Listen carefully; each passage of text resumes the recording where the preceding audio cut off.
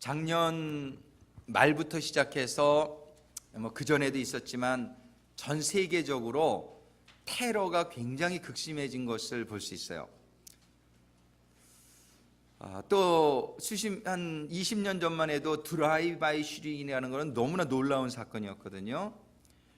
근데 최근에 신문 보니까 여기 80번 프리웨이에서 거의 비슷한 장소에서 6번인가가 연달아 계속해서 며칠을 드라이브바이 슈팅이 있었던 기사를 보면서 또 수많은 학교에서 옛날에 그 수년 전에 조승희 군이라는 사람이 그 버지니아 텍에서 총기 사고가 있을 때 우리가 얼마나 놀랐어요. 전 세계가 놀랐는데 이제는 그런 사고들이 너무나 많이 일어나는 것을 우리가 경험하게 됩니다.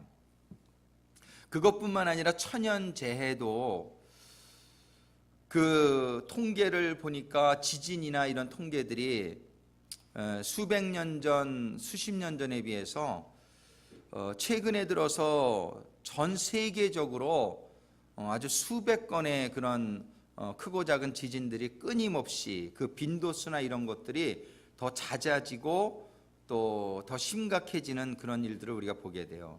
쓰나미 같은 또 자연재해, 이렇게 또 기후의 변화나 홍수나 이런 여러 가지 재앙들을 우리가 예전에 비해서 점점 더 많이 겪게 되는 것을 우리 경험하게 됩니다. 경제적으로 굉장히 우리가 옛날에 못 가지고 있던 것도 많이 가지고 있고 또 좋은 차도 타는 것 같은데 이 경제 상황은 오히려 옛날에 비해서 또 더 많은 어려움을 또 불안 요소를 많이 가지고 있는 것을 우리들이 보게 됩니다. 왜 이럴까? 이제 많은 분들은 하나님이 정말 모든 이 세상의 만사를 주관하신다고 하신다면은 왜 이렇게 어려운 일들이 점점 많아지게끔 하시는 걸까에 대한 궁금증을 우리가 가지지 않을 수가 없어요. 그런데 요번에 저희가 몇 달 동안 지금 요한계시록을 보면서 참 감사한 것은 이러한 세상에 일어나는 많은 재앙들이나 어려움들에 대한 그런 것을 이해할 수 있고 해석할 수 있는 아주 귀한 시각을 저희들에게 제공해 주심에 참으로 감사를 드리며 오늘 이제 주시는 말씀들을 통해서 정말 말씀을 받는 모든 성도님들이 이 세상에 일어나는 이 현상들을 잘 이해하고 해석할 수 있으며 그리고 어떠한 삶의 자세를 갖추며 살아야 될지를 분명히 깨닫는 시간이 되어질 수 있게 되기를 주님의 이름으로 축원합니다. 우리는 이런 이해를 가지는 게 참 필요한데 이 이해를 위해서 하나님께서 수천 년 전에 저희들에게 주신 사건이 있어요. 그것은 뭐냐면은 애굽에서 430년을 살던 이스라엘 백성들을 하나님이 출애굽하게 되는 사건을 여러분들이 먼저 오늘 좀 생각할 수 있게 되기를 바라요. 이스라엘 백성들이 애굽에 들어가서 이제 살게 됐죠. 430년을 사는 동안에 한번 생각해 보세요. 400년을 넘게 미국에서만, 미국의 역사가 사실 지금 이 새로운 미국의 역사는 400년이 되질 않죠. 근데 이런 400년이라는 시간이 지났을 때 그들이 얼마나 애굽화되었겠어요. 근데 하나님이 바라보실 때에는 이스라엘 백성이 애굽에 사는 것이 하나님의 뜻이 아니었어요. 애굽은 참 좋은 것 같았지만은 거기는 도덕적으로 타락돼 있고 문화적으로 타락돼 있고 어떤 세상을 상징하는 그 애굽은 거기서 사는 사람들의 대부분은 세상과 함께 이렇게 멸망을 받는 그런 상징적인 곳이었죠. 하나님의 뜻은 애굽에 있는 그 백성들이 애굽을 떠나서 하나님이 예비하신 가나안 땅, 그 가나안 땅에 들어가서 젖과 꿀이 흐르는 땅에서 정말 하나님의 약속과 축복 가운데서 살게 되는 것이 하나님의 뜻이었어요. 그런데 문제가 뭐냐면은 이 애굽에 사는 사람들이 거기 살다 보니까 거기가 너무 익숙해진 거예요. 여기가 좋사오니 그러면서 그 애굽을 떠나려고 하는 마음들이 없는 거예요. 그래서 하나님께서는 그 애굽에 있는 사람들을 거기가 아닌데, 거기는 멸망받는 곳인데, 그 죄악 가운데 살면서 사람들이 그거를 깨달지 못해서 그렇지, 거기서 살면은 절대로 하나님의 영원한 축복 속에 들어가질 못하는데, 그걸 하나님은 아시는데 저들은 모르는 거예요. 그러니까 하나님께서 그들을 이제 애굽의 삶을 포기하고 거기를 떠나서 가나안을 향해서 나가게 해주셔야 되겠는데, 그러기 위해서 하나님이 주신 게 뭐냐면 그들에게 고난을 주시기 시작했어요. 그래가지고 막 종살이가 점점 힘들어지고, 그러다가 모세를 보내가지고서 10번의 재앙을 애굽에 임하게 해요. 근데 그 10번의 재앙과 그 고난을 통해서 이스라엘 백성들이 430년을 살았지만, 와, 보니까는 그들이 의지하던 나일강이 피로 변하고요, 그들이 의지하던 곡식과 동물들이 다 죽임을 당하고요, 그들이 의지하던 해와 달과 별이 빛을 잃어버리고요, 그들이 의지하던 장자들이 죽는 모습들을 보게 되면서, 와, 우리가 이 땅에서 의지하고 살던 10가지의 그 재앙은 그 애굽이 의지하던 10가지를 전부 하나님이 치시는 거였어요. 그 가운데 물론 대부분 애굽 사람들이 재앙을 받았지만 이스라엘 사람들이 그거를 다 보면서, 아, 이 애굽이 결코 우리에게 영원한 생명과 축복을 약속하는 땅이 아니구나를 깨닫게 해주신 거예요. 그래서 10번의 재앙 후에 이스라엘 백성들이 떠날 준비가 되어지고, 또 그런 일을 거치면서 수많은 애굽 사람들과 다른 민족들도 애굽을 버리고, 그 출애굽기에 보면은 이스라엘 백성들을 쫓아서 중다한 잡족들이 같이 애굽을 떠나는 모습을 우리가 발견하게 됩니다. 이 재앙이 근데 없었더라면 이스라엘 백성은 물론이요, 그 애굽에 속한 많은 사람들이 그 애굽 땅을 떠날 생각을 안 했을 거예요. 근데 애굽 땅을 떠나지 않았더라면 어떠한 결과가 있었을까요? 그 애굽과 함께 멸망하게 되었을 거예요. 그러나 그들은 결단을 내리고 홍해 바다를 건너서 이제 광야를 지나서 요단강을 건너 약속의 땅에 들어가게 되게 될 때에, 그러한 시작이 참 어려웠는데 그 시작을 하게 하신 것이 고난이요 재앙이었다는 것을 우리가 역사를 통해서 보게 됩니다.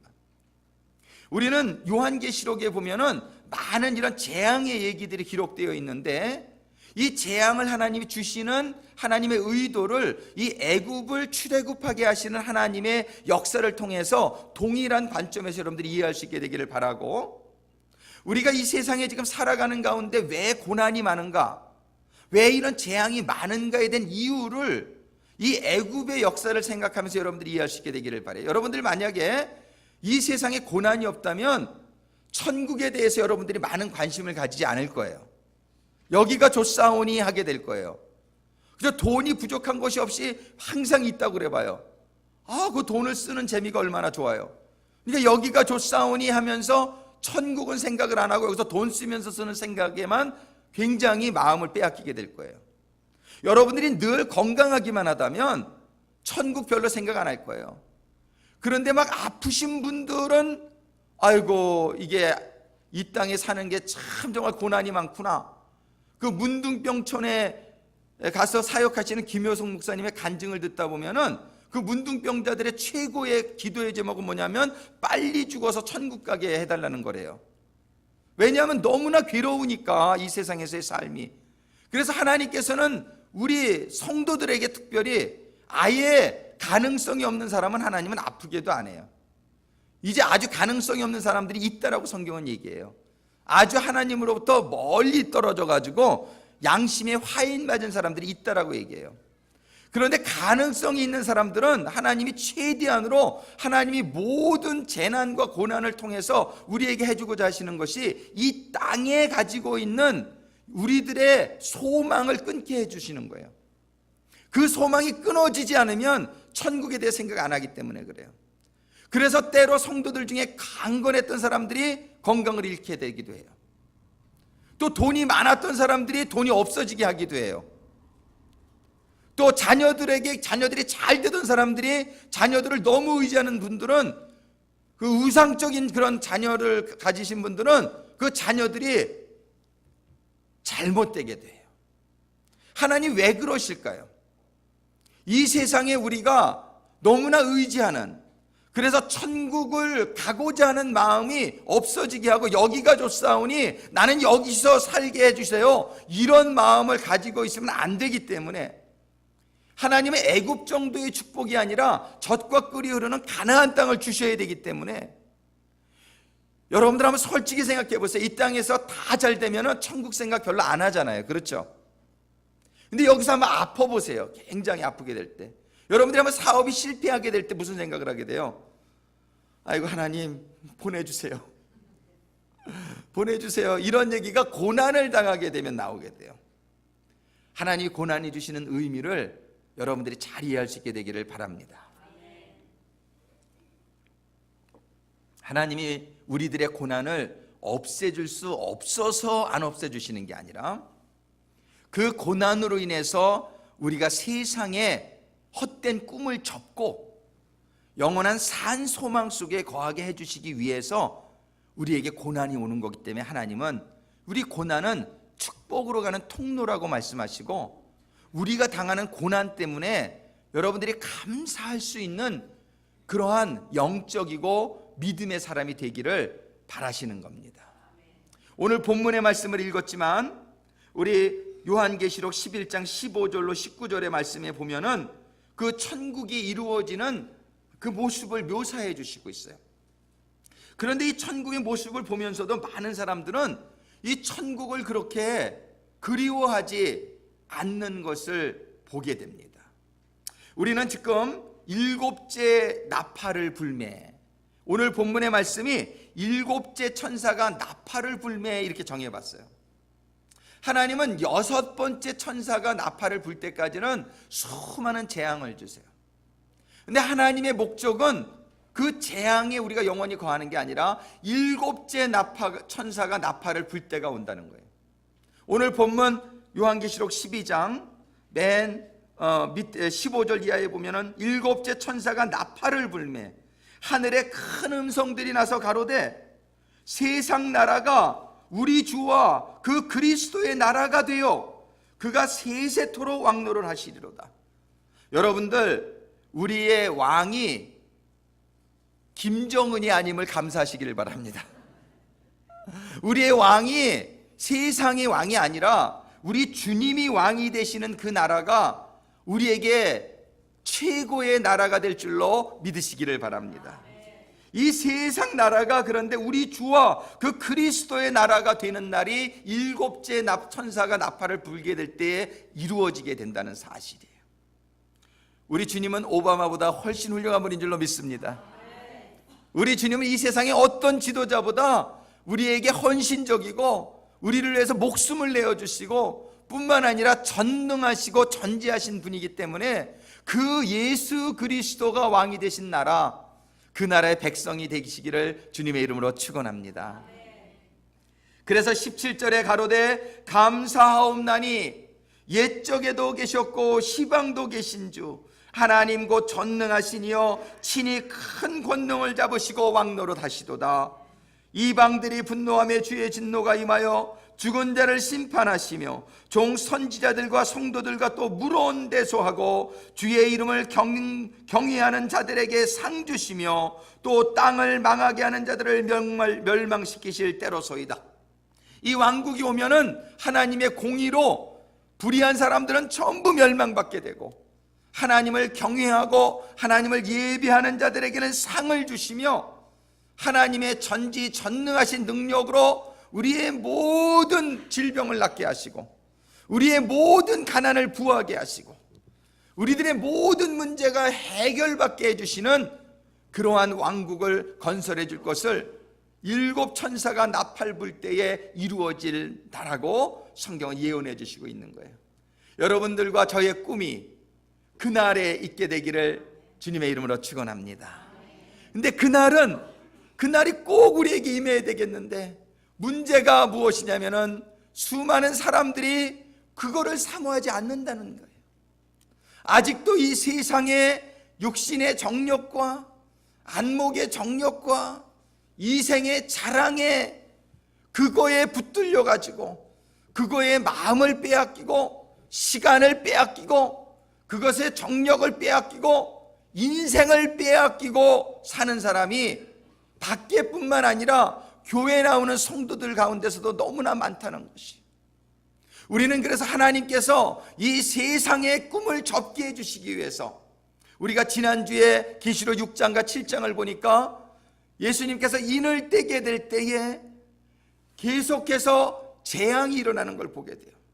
여러분들 기억나십니까? 첫 번째 인을 뗄 때에 흰말 탄자가 나오고, 두 번째 인을 떼니까 붉은만 탄자가 나오고, 세 번째 인을 떼게 될 때에 검은만 탄자, 네 번째 인을 뗄 때에는 청황색말을 탄자가 나타나서 이런 영적으로 혼미케 하고 생명을 잃게 하고, 전쟁이 일어나서 수많은 사람이 죽게 하고, 기근과 흉년이 일어나서 많은 사람이 죽게 되고, 청황색말은 질병이 나타나서 수많은 전염병으로 인하여 3분의 1의 인구가 죽게 될 거라고 성경은 얘기하고 있단 말이에요. 이런 일들은 지금 인류의 2000년 역사를 통해서 우리가 다 경험해 보고 있는 거란 말이에요.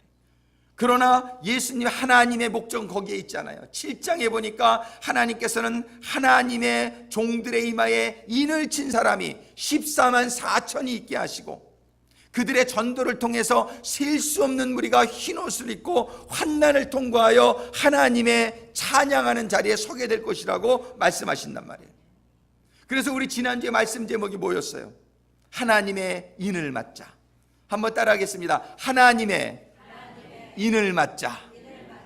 애굽에 그 재앙이 내릴 때에 하나님의 백성들의 가축은 죽지 않고, 하나님의 백성들의 곡식은 파괴되지 않고, 하나님의 백성들의 장자는 죽지 않는, 보호받는 그러한 하나님의 백성들이 있었듯이, 이러한 환난과 재앙이 있을 때에 하나님의 이마에 인을 맞은 백성들은 보호받으리라고 성경이 얘기하시는 거예요.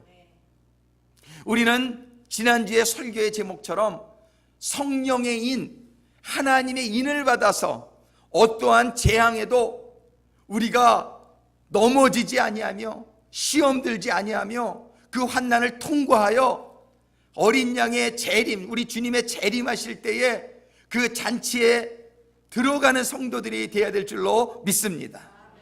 그런데 이제 8장부터 이번 주에는 11장까지 4장을 보고 있어요. 그런데 8장부터 11장까지에 보면은 천사가 나팔을 불 때마다 재앙이 임하는 걸 기록해요. 여러분들 파워포인트 조금 내려주세요. 그 8장과 9장에 보면은 이제 6 천사가 나팔을 불 때마다 재앙이 임하는데, 그걸 한번 좀 살펴보겠어요. 이런 일들이 이미 지금 6번째 나팔까지의 일들이 거의 지금 일어나고 있다는 것을 우리가 깨닫게 됩니다. 일어났고, 첫째 나팔을 보니까 성경에 보니까 뭐라고 돼 있어요? 피 섞인 우박과 불이 하늘에서 내려서 땅과 수목과 각종 풀의 3분의 1이 사였다. 이건 뭐냐면 번됐다는 거예요. 영어에서는 burned. 이렇게 땅과 수목과 각종 풀의 3분의 1이 타는 사건이 역사적으로 진짜 있었단 말이에요. 그게 언제냐면 1차 세계대전 때예요. 1914년부터 18년까지에 일어난 그 1차 세계대전 때 보면은 영어로는 아틀리리라고 그러는데, 그 곡사포 전쟁이라 그래요. 이 곡사포들을 얼마나 많이 쏴댔는지 그것이 꼭 피 섞인 우박과 불같이 온 그 지금 1차 세계대전 때 일어났던 그 지역마다 땅이 타버리고 수목이 타버리고 각종 불이 타버린 게 전 세계의 한 3분의 1가량이 1차 세계대전 때 탔던 일들을 돌아볼 때에, 이 첫째 나팔 때 일어난 재앙은 바로 1차 세계대전을 의미하셨구나라는 걸 깨달았게 되는 거예요. 둘째 나팔이 불러질 때에 어떤 일이 있었냐면, 불붙는 큰 산과 같은 것이 바다에 던지우고, 바다의 3분의 1이 배들이 피가 되고 3분의 1의 배들이 깨어졌다 그래요. 이것은 2차 세계대전을 의미해요. 그때 깨어진 배를 정확하게 어떤 사람이 계산해 봤어요. 전 세계 1939년에서 45년까지 2차 세계대전 동안에 깨어진 배를 계산하니까 정확하게 34%더래요. 그러니까는 2차 세계대전 때 배들이 다 깨어지는 일들이 실제적으로 일어났고, 또 불붙는 큰 산과 같은 것이 바다에 던지었다는 건 히로시마의 원자폭탄이 떨어진 사건을 우리가 연상하게 해준단 말이에요. 그래서 두 번째 나팔의 재앙은 2차 세계대전 때에 이루어진 것을 우리가 이렇게 보게 됩니다. 또 놀라운 것이 셋째 나팔을 불게 될 때에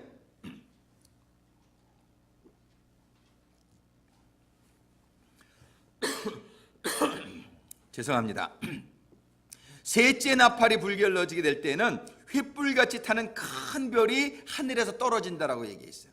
그런데 그 별의 이름이 쑥이다 이렇게 기록되어 있어요. 그 별의 이름이 쑥이다. 그래가지고 강들과 물샘의 3분의 1이 쓰게 되어서 많은 사람이 죽게 된다라고 우리 9장에 보면 18장에 기록되어 있단 말이에요. 그런데 참 재미있는 것이 쑥이라는 것이 영어로는 워뭇인데 러시아어로 체르노빌이에요. 체르노빌. 이 쑥이 러시아어로. 그런데 체르노빌 1986년도에 그 핵폭발 사건을 우리가 기억하잖아요. 그 핵폭발 사건가 몇 번에 이어서 이렇게 이어졌는데 그 제가 비디오를 보니까 그 핵폭발이 일어날 때 그 하늘로 쫙 하고 그 폭발 그 연기 기둥이 오르더니 그게 전 세계에 이렇게 퍼지게 된 거예요. 그런데 그 체르노빌에서 터진 그 뉴클리어 그 익스플로전이 그 핵폭발이 바람이 주로 서쪽으로 그때 불어가지고 그 스칸디나 수천 킬로미터가 넘는 스칸디나 반도의 지역의 모든 강들과 호수들과 또 흑해와 이런 데가 핵으로 완전히 오염이 돼가지고서는요 그걸로 인해서 수많은 암 환자들이 발생해요 죽게 되는 결과가 일어나게 된 것이란 말이에요. 너무나 재밌는 것이 성경의 이름까지 쑥이라고 이렇게 말해주신 그 쑥이 무엇인가 우리가 그동안 그렇게 생각했단 말이에요. 근데 체르노빌 그 핵폭발 사건 이후에 보니까 체르노빌이 바로 쑥이더라는 거예요. 놀랍게 하나님께서 이렇게 지명까지 이름까지 성경에 알려주시면서 이것이 바로 셋째 나팔 때에 일어나는 사건임을 깨닫게 해주시는 거예요. 그 다음에 넷째 나팔 때에는 해와 달과 별들의 3분의 1이 빛을 잃게 된다라고 성경에 기록되어 있는데 이것은 지금 여러분들 보신 적이 있는지 모르겠는데 캠트레일이라 그래가지고서 이 지구의 온난화를 방지하기 위해서 인공 구름을 만들어 가지고 햇빛을 가리는 그런 일들이 진행되고 있단 말이에요. 미국에서도 수백 대의 비행기들이 그 제가 찍어놓은 사진을 보니까 동시에 이렇게 하늘을 뒤덮으면서 그 구름을 만드는 거예요. 그래서 이런 것들이 이 해와 달과 별들의 3분의 1을 빛을 잃게 하는데 이것이 정말 이 지구를 보호하기 위해서 그 사람들은 그렇게 하는데 결과적으로 그 해에 건강한 빛이 차단이 되어서 수많은 사람들이 또 죽게 되는 결과가 오게 된다라고 보게 되는 거예요. 그 다음에 다섯째 나팔이 불 때에 아주 놀라운 사건이 기록되어 있어요. 계시록 9장에 보면은 다섯째 천사가 나팔을 부는데 하늘에서 땅에 떨어진 별이 있는데 그 별이 무저갱의 열쇠를 가져가지고 무저갱을 여니까 황충이 나와가지고 5달 동안 이마에 입맞지 않은 사람들을 해야 한다는 그런 기록이 있어요. 그런데 그 9장 여러분들이 말씀해 보면은 9장 11절 말씀 아주 재밌는 말씀이 기록되어 있어요. 그 5번째 천사의 맨 그 마지막 절에 이런 말씀이 있어요. 저희에게 임금이 있으니 무저갱의 사자라 히브리음으로 이름은 아바돈이요 헬라음으로 이름은 아볼루온이더라. 영어 성경에 보면은 They have as king over them the angel of the bottomless pit. His name in Hebrew is Abaddon and in Greek he is called Apollyon. 그런데 놀라운 일이 일어나고 있다는 사실을 이 이름을 통해서 하나님이 또 깨닫게 해주시는 거예요. 여러분들 그 스위스 제네바 근처에 가면은 정확한 그 마을의 이름이 지금은 좀 틀려졌는데 원래 그 마을의 이름이 뭐냐면 내가 이거 적어놨는지 모르겠네요.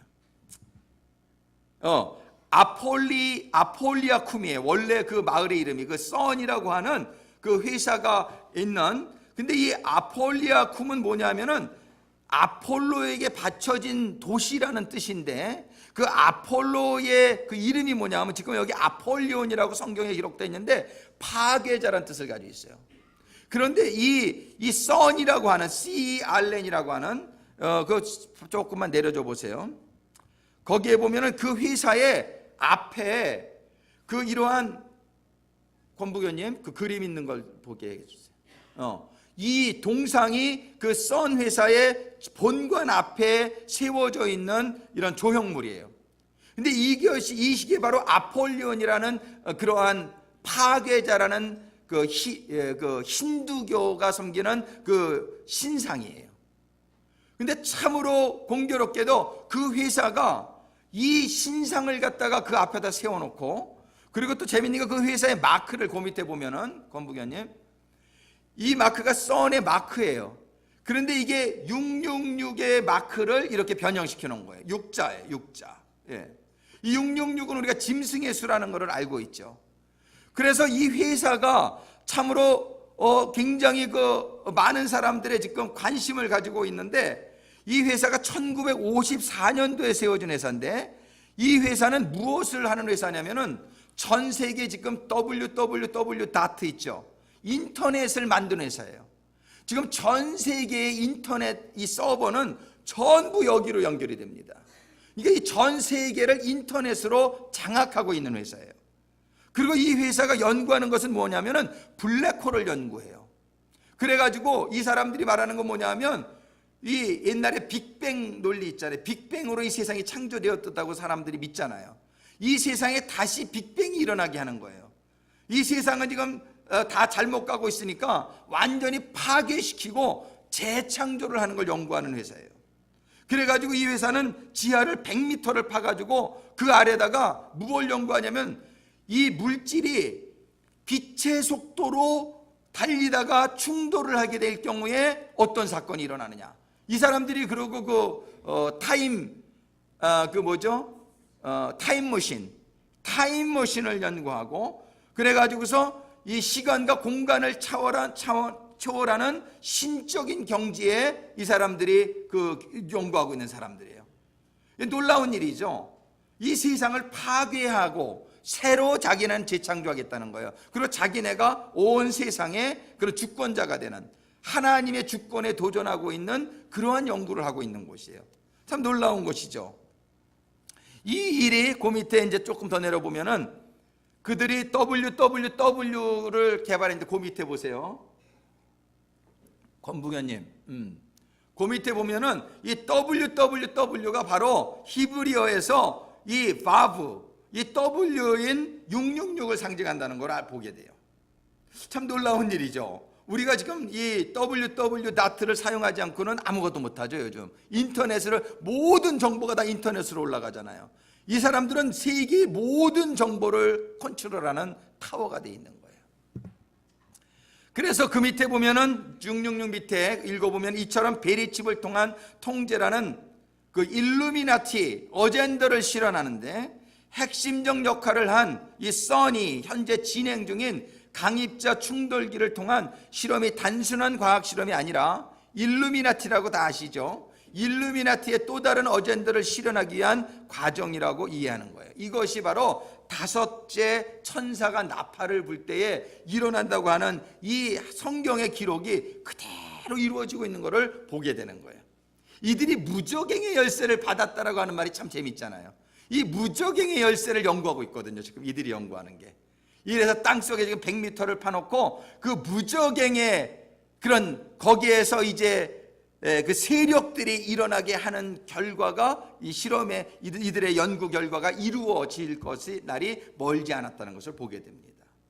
그 다음에 여섯째 천사가 나팔을 불 때에 무슨 일이 일어나는지 9장 13절부터 기록이 되어 있어요. 그것은 뭐냐면, 여섯 번째 나팔이 날 때에 9장 이 저전에 보면은, 여기때에 사람 3분의 1을 죽이기로 예비한 자들이더라. 9장 15절에 나와 있고, 16절에 마병대의 수는 2만만이니. 그런데 이 일이 어디서 일어나냐면 9장 14절에 보면, 나팔 가진 여섯째 천사에게 말하기를 큰 강 유브라데에 결박한 네 천사, 유브라데라고 지역이 나와요. 유브라데가 지금 어디죠?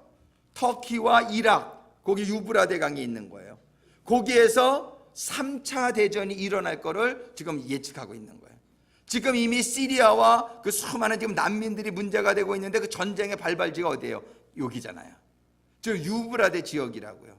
그리고 그때 마병대 인구가 2만만이면 2억이에요. 정확하게 그 모슬렘 그 지역에 사는 사람들의 인구가 2억에 속합니다. 그래가지고 이러한 일들이, 이 여섯 번째 나팔이 불 때의 일은 3차 대전을 예고하고 있는 거구나라는 것을 우리가 깨닫게 된단 말이에요. 자, 이런 일들이 성경에 기록된 대로 그대로 일어나게 될 것입니다. 이미도 1차 대전, 2차 대전과 그 다음에 체르노빌의 핵폭발 사건과 그런 최열의 사건들이 이미 이거는 거의 일어나는 일들이고, 그 다음에 이제 그 선을 통한 그러한 무저갱에서 황충이 올라오는 그러한 일들이 우리에게 일어날 것이 벌써 진행되고 있는 사실을 깨닫게 해주며 3차 대전이 지금 거의 시작되는 그런 단계에 들어가고 있음을 우리가 느끼게 된단 말이에요. 그런데 우리의 퀘스천은 다시, 왜 하나님은 이러한 재앙을 주시는가? 자, 그 다음에 10장과 11장을 통해서 기록해 주신 걸 통해서 하나님의 뜻을 우리가 잘 발견할 수 있게 되기를 바라요. 10장에서 뭐라고 말씀하시냐면, 그때에 하나님께서는 오른손에 펴놓인 작은 책을 보여주십니다. 이 오른손에 펴놓인 작은 책은 뭡니까? 복음이지요. 우리 주님께서 우리들의 죄값을 전부 치러주시고, 이제 토지 무르기 법에 의해서 에덴 동산을 회복시킬 수 있는 그 권세를 가지시고, 그분이 그 오른손에 책을 드시고 사도 요한에게 이렇게 얘기해요. 너는 나에게 와서 이 책을 갖다가 먹어버려라, 이렇게 얘기해요. 그래서 사도 요한이 가서 그 책을 갖다 먹어버리니까 입에는 달되 배에는 쓰더라, 이렇게 얘기해요. 입은 그게 진리기 때문에 읽을 때에 참 좋은데 그 말씀대로 살래니까 쓴 거예요. 그 말씀은 무슨 말씀을 얘기하십니까? 너희가 구원을 받아야 되고 구원받은 후에는 증인이 되어라, 이거죠. 세상 끝까지 나가서 제자를 삼아라. 근데 이 하나님 말씀대로 사는 것이 힘들기 때문에 배에서는 쓰더라, 이렇게 말씀하시는 거예요. 근데 우리 주님이 엄중하게 명령하십니다. 그 제가 9장 20절과 21절의 말씀을 제가 빼놨는데, 그 9장 20절 21절의 말씀에 이런 재앙이 있어도 계시록 9장 20절과 21절에 보면 뭐라고 기록되어 있냐면, 저들이 회개치 아니하더라, 이렇게 얘기했죠. 사람들이 이 세상에 너무나 물들어 있어가지고 회개를 못하는 거예요. 오늘 제가 아침에 예배드리기 전에 10분 전에 기도를 하는데도 제 마음속에 와닿는 것이, 여기 기도하시는 분들이 회개를 안 하고 있구나, 이게 깨달아지는 거예요. 여러분들이 형식적으로 기도하고 있구나, 이게 깨달아지는 거예요. 이게 회개하지 않으면은 거룩한 하나님의 전전에 설 수가 없어요. 근데 사람들이 회개가 없어요. 요즘은 또 회개하라고 설교하지도 않아요. 다 저 잘난 맛에 사는 사람들이 너무나 많은 거예요.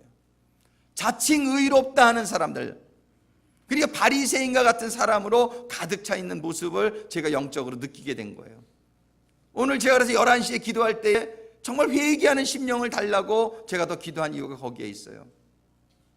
사람들이 이렇게 자신의 죄를 모르는 시대에 살고 있어요.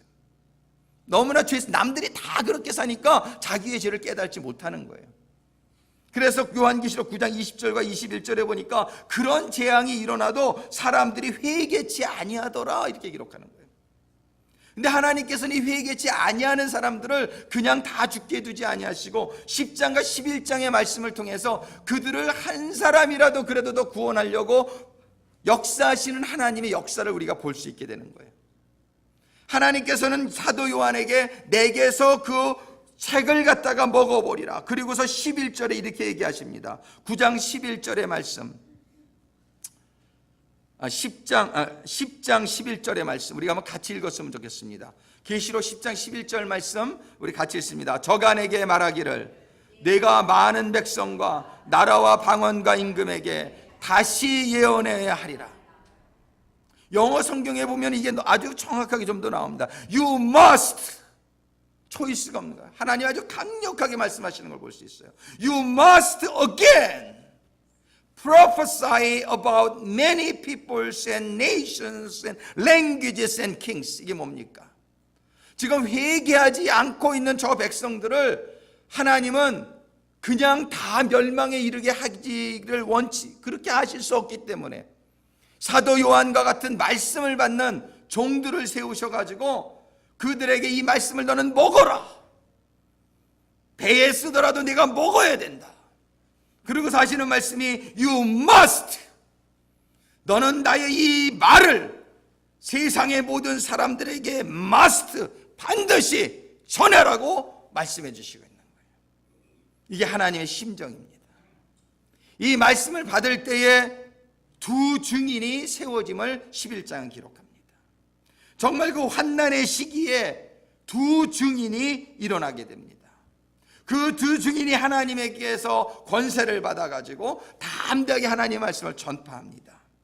그러나 11장 7절에 보니까 저희가 그 증거를 마칠 때에 무적행으로부터 올라오는 짐승이 저희로 더불어 전쟁을 일으켜 저희를 이기고 저희를 죽일 터인즉. 그러니까 이 두 증인은 순교하게 되는 증인을 의미하고 있어요.